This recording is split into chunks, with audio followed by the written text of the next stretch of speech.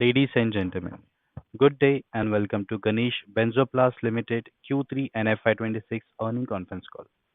As a reminder, all participant line will be in the listen-only mode, and there will be an opportunity for you to ask questions after the presentation concludes.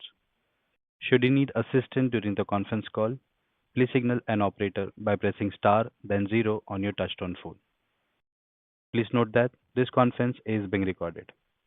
I now hand the conference over to Mr. Rishi Pilani, Chairman and Managing Director at Ganesh Benzoplast Ltd. Thank you, and over to you, sir. Good afternoon, everybody. Thank you so much for joining us for the Q3 FY26 conference call.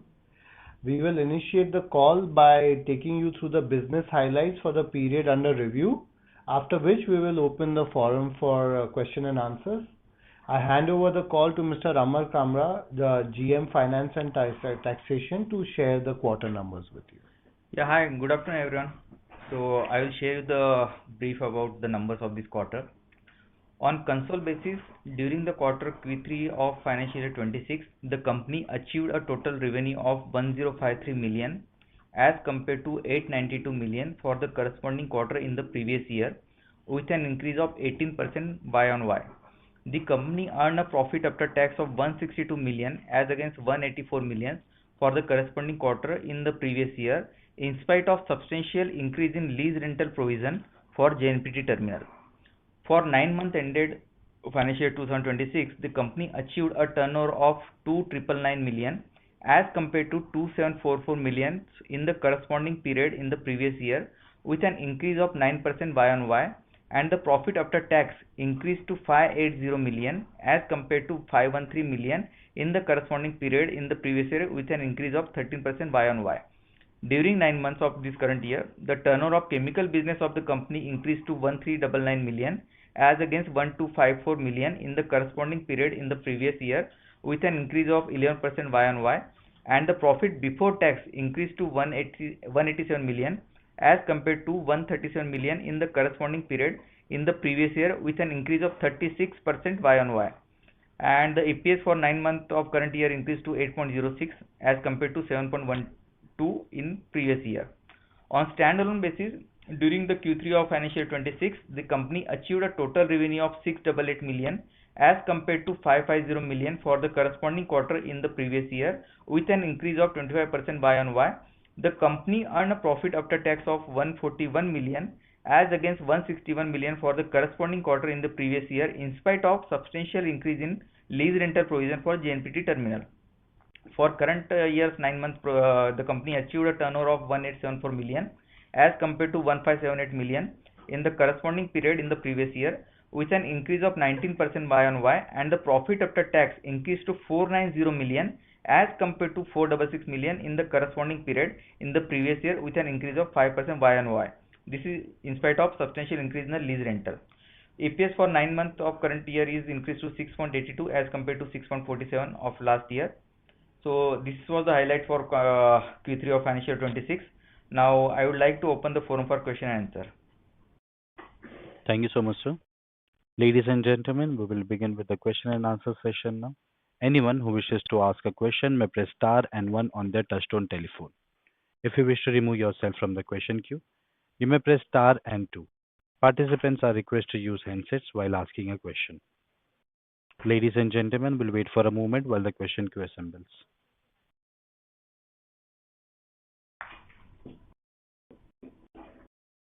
Our first question comes from the line of Bhavesh Patel from Patel Investment. Please go ahead. Hi, thank you for the opportunity and congratulations on good set of numbers. First question that I have is, now that the LPG joint venture with BW LPG has been terminated and Ganesh Benzo has reclaimed that 4.5 hectares of land at JNPT, can you please provide me a definitive timeline for the planned, whatever, 150-200 crore capex plan that we have? And are we specifically prioritizing high margin products like ammonia or cryogenic storage? So, thank you, Bhavesh. So the work has already started on the construction. We are expecting that the first phase will be ready in the first quarter of FY 26-27, and the entire construction will be completed with commissioning in a by the beginning of FY 27-28. Okay, that's great. And the next question is around that new, and again, very happy and pleased that we have received 51.33 crore order from Reliance Industries for that carbon fiber project that we have. Now, do we want to pivot our infra engineering subsidiary into a larger EPC firm, especially with because newer ports and closer to Mumbai, we have Vadhavan Port with almost 75,000 crore outlay. So would that both from a storage as well as EPC for storage for at such ports can be considered for our substantial increase in the revenue for subsidiary of GBL Infra? See, the subsidiary, like I have always explained in my earlier calls, we do a lot of, and we prefer to do a lot of customer and strategic EPC works rather than going in the market to do work. So you are right. If there are opportunities to work on port-related infrastructure, tank farms, then yes, this EPC will get involved in it. Okay.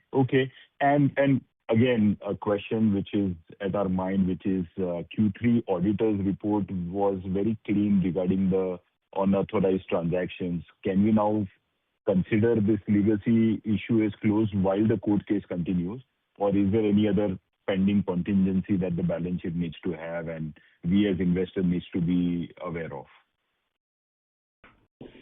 See, the event happened in financial year 23-24. So for that particular financial year, auditor has already given their comment and it's shown as a contingent liability in the balance sheet. So obviously that is a one-time activity and it cannot be continued as a ongoing next year's audit para and all these things.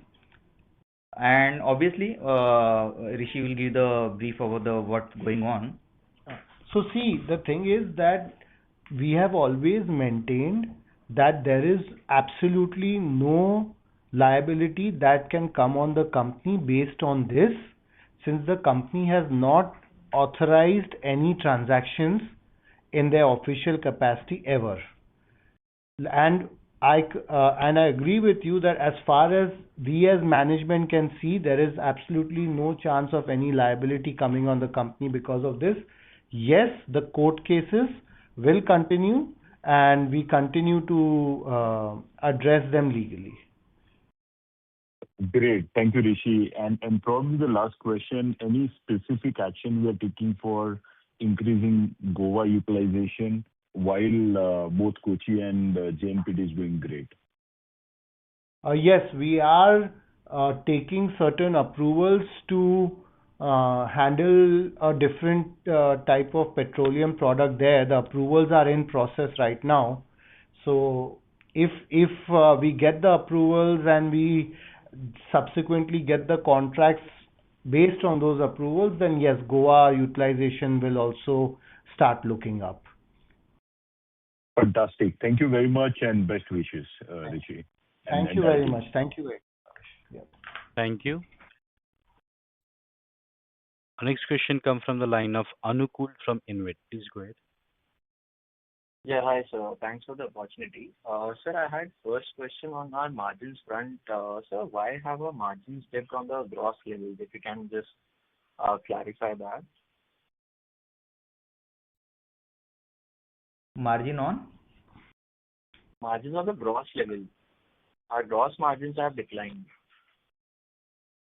So see, on standalone basis, you can clearly see there is no decline in the rental income of the company. There is increase in the rental income of the company. The margin has been declined due to the increase in the lease rental. Yeah.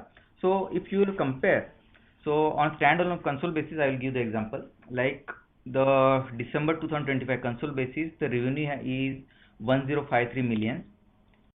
As against there was a revenue of 892 million in corresponding quarter of last year. So there is an increase in the revenue. At the same time, there is increase in the profit after tax. If we exclude the substantial increase in the lease rental, then the profit after tax would be around 19 crore instead of 15.17 crore. So we have maintained that numbers. It's not a declining one because this lease was due, and this year we have taken the provision of that lease rental, substantial lease rental increase there. So there is a means if you exclude that thing, then obviously there is a increase in the profit only. So there is no decline actually. Chemical division also So good if you can, well because you can see the segment wise, chemical has performed well. From 14 crore it went to 18 crore in the 9 month period, and this LSC division also, it is able to maintain the profit even though there is a substantial increase in the lease rental. got it, sir. So if you can just quantify how much of the provision have we taken in? Yeah. So previously we were taking a lease rental provision of 2 crore for the full year for one of the old plot, and now that has been reset to some 24 crores. So there is an increase of almost 22 crore for the full year, and this is the first year where such a substantial increase has happened. So that is the Okay. quantum. Maybe, I think last call you mentioned that 8 crore hit we had taken for the increase in lease expense. And so how much have we taken in for this quarter particularly? So for total year, it's a 24 crore. So proportionately for 9 months, we have taken that amount, like 17-18 crore, which was previously 2 crore for full year. So this is the difference between the lease rental of previous year and the current year. Understood, sir. So, sir, so will this EBITDA margins of 21, 22 odd percent, will this be the new normal going forward, or will it inch up further? See, EBITDA margin almost we are maintaining on the similar level, like 50-51% for rental income. For chemical, EBITDA margin is around 15%. So obviously that trend will continue. See, we are obviously, the increase in lease rental does not mean that there will be a small period where you will have to catch up your rentals, which is your income rental, to catch up with the increase in the lease rental. So that process is going on. This year we are pushing our customers to increase the rentals even more than what they usually do, so that we can start covering up this increase in what has happened in the lease rentals. That's why you are seeing that even after providing this 17 crore of extra liability, still there is no much difference between the PAT numbers. It's only some 1 or 2 crores lesser than the corresponding 9 months period of last year. So that is covering up. But still, what you're saying is correct, that the catch up cannot be overnight, it will be over time. But I would not expect the EBITDA margins to remain where they are. I would expect that again they will slowly start climbing up to the previous levels. I hope that answers your question. Yes, definitely, sir. So one more question I had, that we have recently taken a Reliance EPC work. So is Reliance offering lower margin business, or how are the margins on that front? So in any EPC business, you expect a margin range of anywhere between 5 to 10%. Usually that's the norm, and we expect that this contract will be in those lines also. Okay, so this being a low margin, so why have we taken this work? Like, anything you can tell me about this?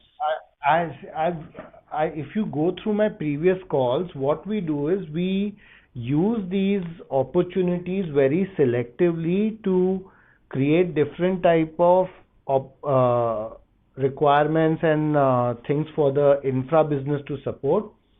Reliance is storing a lot of products with us.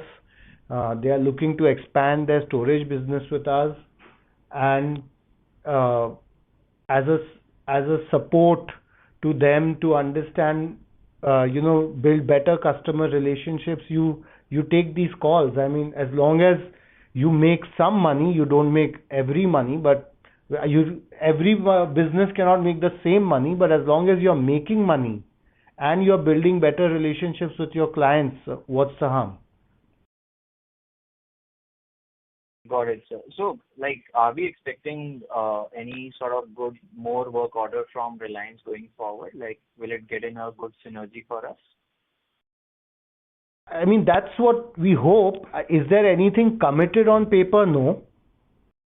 But you always have this thing that, when you are working with a company on multiple levels, then obviously you become their first choice for storage, and that is what we aim for. Got it, sir. Got it, sir. So, when you had mentioned that that the margins would inch up to the previous level, so any specific timeline as to when this will inch up, preferably in 1 year's time or 2 years' time, if you can just highlight that? Ideally, I would like it to inch up tomorrow, but very difficult to say. This call is no longer being recorded. How? Hello? Yes. Hello? Yes. Hello. So very, very, very difficult to say whether it is 1 year or 2 years, but we would imagine that our hope would be that within 2 years we catch up to those margins. Got it, sir. Lastly, sir, I have few questions on the CapEx front. So what's the progress of our CapEx on A-class tanks that we started with, and when will the numbers start reflecting for this? I answered this same question on the first call. I said that we are expecting that we should get our 50% of the capacity ready. We are approximately expanding by 1 lakh KL, so we are expecting that about 50% to 40 to 50% of the capacity should be ready by the first quarter of next year, and the balance should be ready by first quarter of the year after that. Understood. And so, what is the incremental revenue we are expecting from this? So, our estimate is that we should be, once the full capacity is commissioned, we should have a range of approximately 45 to 50 crores of additional top line due to this.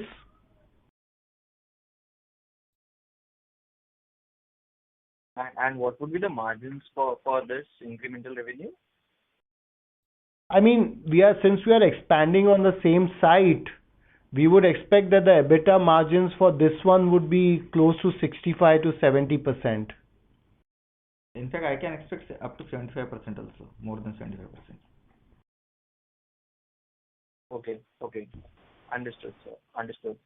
And just last question, like we also had capex plans for ammonia or for bullets. Any updates on that? I think we had planned for around 500 crores capex for this. Any updates on that? No, so we've kept a land aside in JNPT for looking at these opportunities, but as of now, there is no plan for that. All right. Got it, sir. Yes, that's answered my question, sir. Thank you so much. Thank you, Anukul. Thank you. Our next question comes from the line of Rekha Multani from Sunil and Rekha Associates and Company. Please go ahead. Yeah, hi. As one of the minority shareholders who have 60% in the company, I wanted to circle back on the dividend question. You mentioned on your last call that you'll confirm on this call on the dividend payout. Just checking back on that. Yeah. So we are looking at starting dividend payouts from the first quarter of next year. So that means in the quarter of April to June.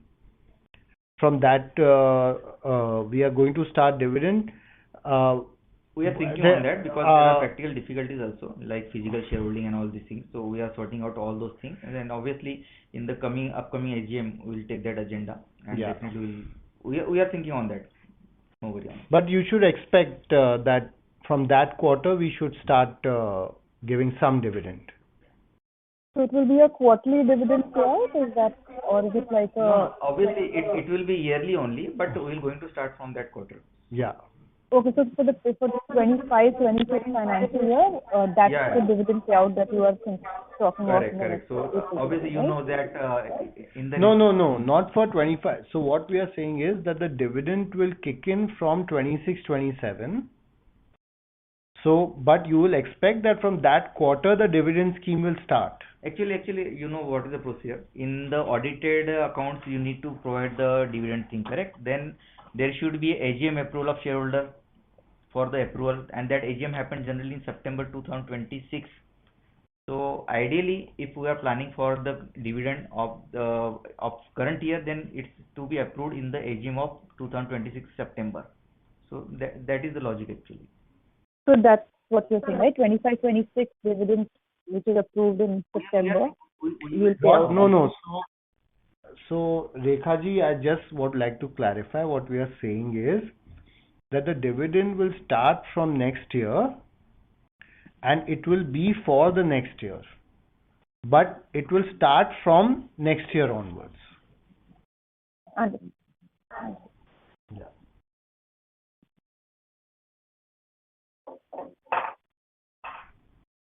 Thank you. Our next question comes from the line of Gautam Gupta, an individual investor. Please go ahead. Yeah, hi. Thank you for allowing me to speak. Firstly, I'd like to thank Ramesh Palani ji for his services over the years to the company. I wish him strength and wellness. Sir, Rishi ji, to the company, I want to ask a few questions about the strategy of the company. I have been attending the call for the past 3 quarters, and there hasn't been much improvement because we have been saying that we'll do something for the land that was allotted to us. So, firstly, I'd like to know on the strategy of the company. Our honorable PM addressed the nation, and he himself said that they want to shift the country's energy needs and reach a target of 15% from LNG.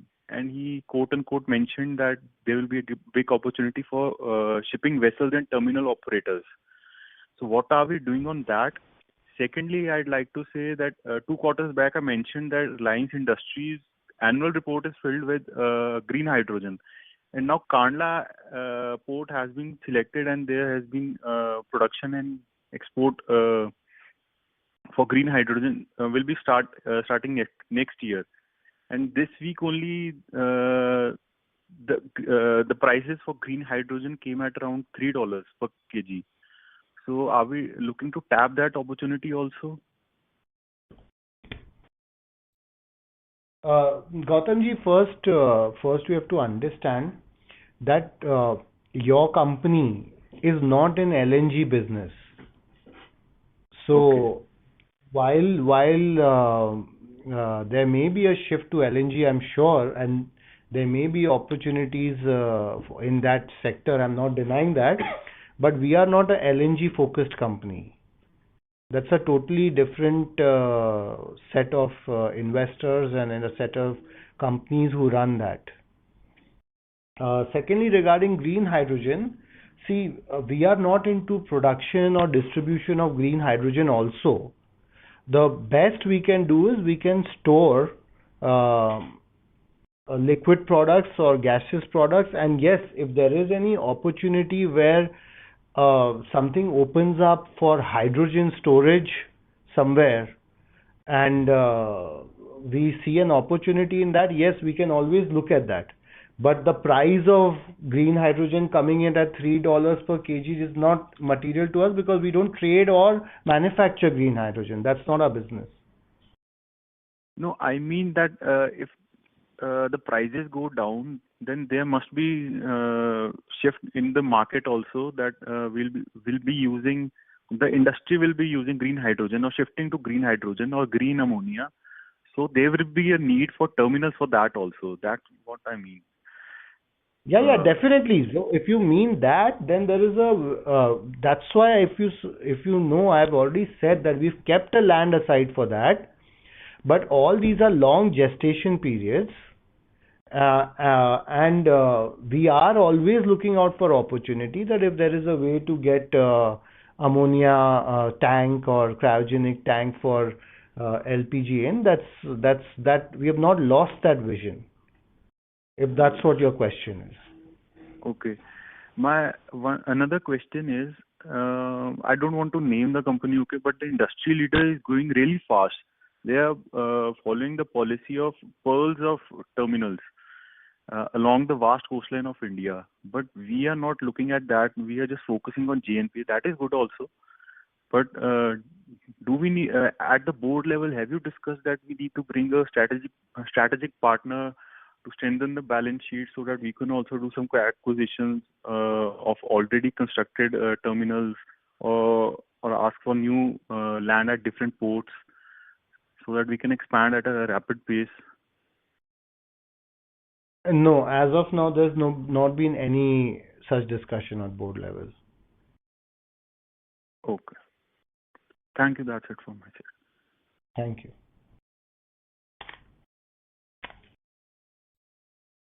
Thank you. Next question comes from the line of Vishal Prasad from VP Capital. Please go ahead. Hi, good afternoon. So, Rishi, Hi, two Vishal. questions.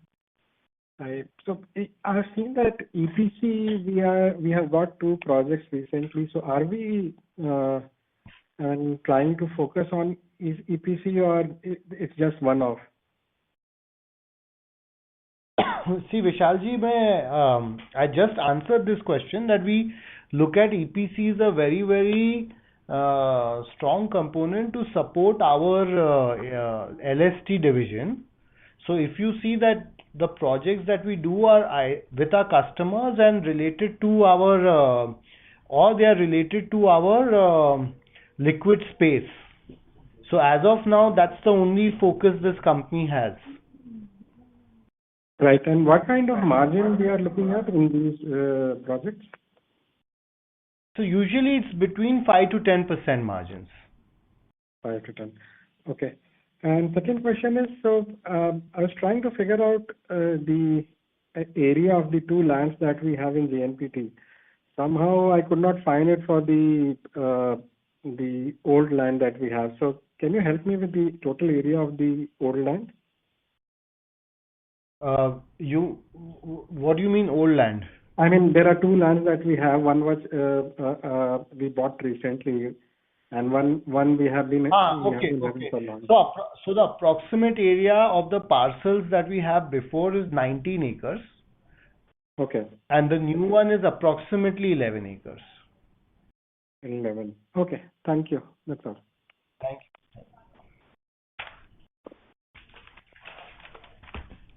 Thank you.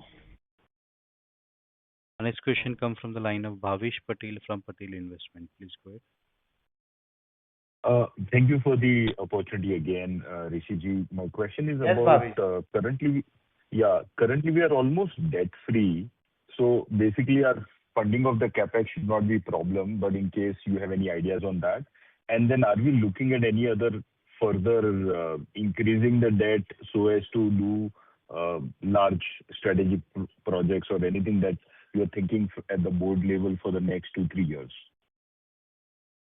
So yes, see, we always increasing the debt is not is something that we can do, depending if we see the opportunity to do that and get a acquisition that gives a good ROI. Then yes, definitely we can look at increasing debt in the company. Sure. But at this point in time, you don't see significant large expense coming up for the next foreseeable future? Yeah. As of now, we have this new expansion coming, and Yeah. as of now, as of now, the target is to try and compete it with our internal resources. But if, yeah, something the board and the management feels that no, it's better to keep some debt also against it, so we may do that. But as of now, the plan is not there. All right. No, I appreciate it. And again, I think it's great that we are in this strong balance sheet situation, but that also gives Yeah. us opportunity in case something comes up. So that was the reason. Thank you. Thank you. Thank you. Thank you.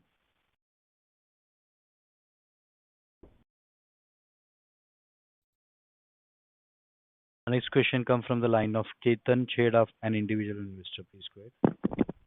Hi, thank you for the opportunity.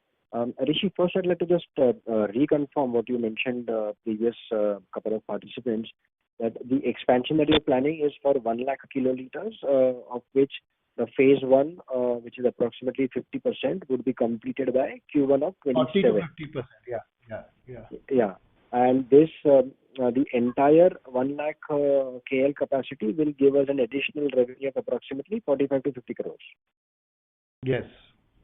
Okay. And what is the capex, if you could just confirm, for this entire capacity that we have? It's approximately 160 to 170 crores. 160 to 170 crores. And this we would do entirely from our internal accruals. As of now, the plan is that, yes. Okay. And any update on the other type of storages that we were looking at, be it LPG or ammonia or hydrogen or something else? Like I said, we have kept a land aside for that, but as of now, we don't have a contract in place to start building those. No. So my question was, because for the past 2 to 3 quarters we've been discussing, and we are telling that we are exploring multiple opportunities and looking at various options, and we are doing the due diligence and all these things. So in that respect, any options that seem viable to us at this point in time? No, as of now, no, because we have a very clear condition that whoever we tie up with has to give us a back-to-back guarantee for the next 15 years minimum to use the tank. And we always do a work in phase manner, like these capacity will completed, then obviously we'll start the another one. It's not feasible to start all the things at one place. After 2-3 months we start, no? Sorry, I didn't catch that. No. So that's what I said, that we have a very, very clear thing that whoever we tie up with for such a high value project, they have to give us a 10 to 15 year commitment for tank utilization. And there are not many companies out there who are willing to do that, so it's taking its own time. Okay, because then if it is taking such a long time, then on the other hand, we are also going to end up paying rentals as well to the JNPT port, right? So in a way, it's kind of not really yielding while we have the land, which is valuable, but then we are not able to monetize that properly and incurring cost on that. And I hope that as your management, we don't end up losing you too much money for this decision, but just to let you know that yes, that part is cognizant for us also, and that's why if you see that a large part of that land is already under development for expansion. So we are taking a very, very I would say from our side, a very, very calculated call to make sure that you don't use up the land and then reverse it somehow, and also you don't make sure that the amount of money that goes into that is a very small amount as compared to the entire land.